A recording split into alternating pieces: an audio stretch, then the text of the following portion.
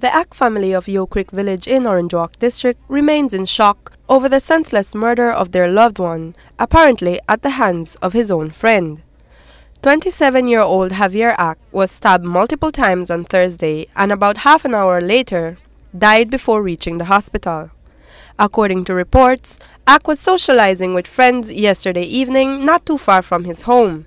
Ack, it is reported, usually goes to that area to drink with friends, but on Thursday it is alleged that a misunderstanding erupted. The fight ended when a machete was introduced. A woman who resides in the area was one of the first persons to arrive at the scene, and she told Love News what she saw.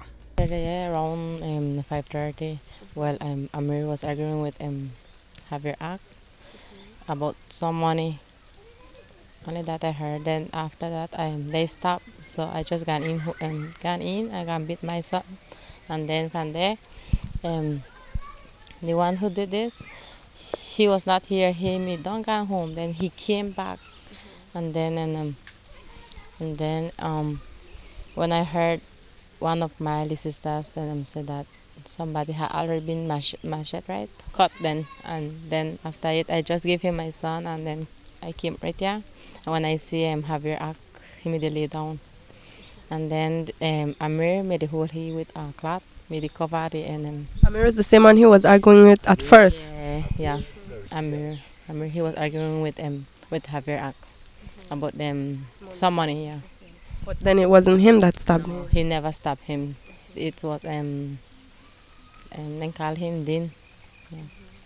Edwin Castillo is his name. Edwin Castillo, yeah. Okay, do they normally come to this area to socialize? Yes. Are they all friends as far as you know? Yeah, all of them are friends, but you see, like, something like this happen, but they always come here and drink. Every day they come to drink here. But actually he worked, but then he come to drink right here when he got his free time, right? Do you know Javier to be a troublesome person in the village? Well, actually, no. He is like my second cousin to me, yeah. So you don't know him to be a troublesome person? He's not that like troublemaker right there in the village. And what about Edwin? Edwin, he is an offensive person. I heard he like to cuss, like, you know. Like insult.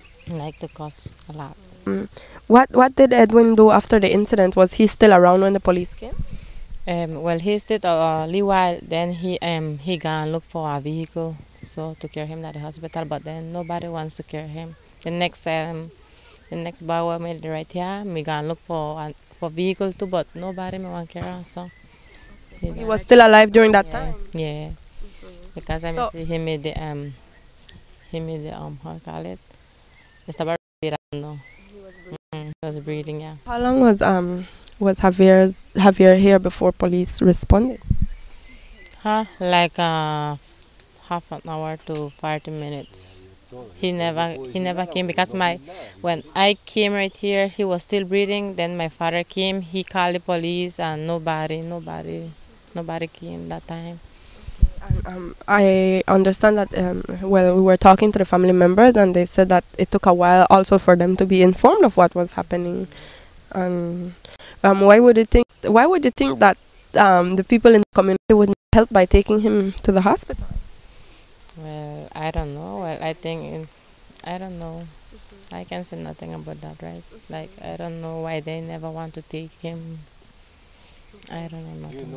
A lot of people were here while he was still alive. While he, yes, no, a little bit, right? Because when I was here, he was still breathing. I was checking him, and then when he died around 6 o'clock, so 5 past 6, something like that. The thing happened 5 o'clock. Yeah, the thing. Saying anything? No, he was drunk, right? He was drinking with them, so he didn't say anything. He was just breathing, and that's it. And he gone. An uncle of Castillo told Love News that he was socializing with the group earlier in the day, but left to go buy groceries, and that it was indeed his nephew Edwin Castillo who inflicted the fatal wounds. Ack's family is still questioning why they were not quickly informed of the incident so that they could have transported the mortally wounded man to the hospital for treatment.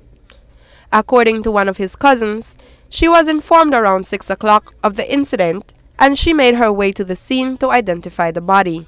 Another cousin says that while Ak was known to like drinking, he was not known to be a troublemaker. You said he might have been hanging around with friends, so why do you think they would have left him there?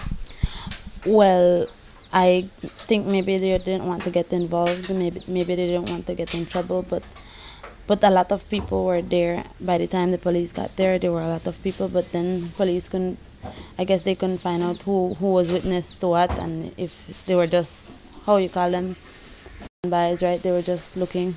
I don't know. Tell me what type of person Javier was for your family. Well, he didn't cause trouble with anybody. Everybody, well, he used to help out whenever we need one favor. He want to help you out. And he always, well, help with the kids because he liked kids. He used to go out there and tend to the animals that we have with my baby. And so he just, well, I guess he always wanted to help out. Did he have any children? Yes, he has one daughter. I think she's 7 years old. Well, of course, it comes as a shock because and we didn't expect him to be killed like this, especially since we know he was with friends, not with some stranger, with somebody he had problems with. We will wake and bury him, and that's it. Just wait and see what the police will do, if they will find justice. Confident that the police will help you out in the situation?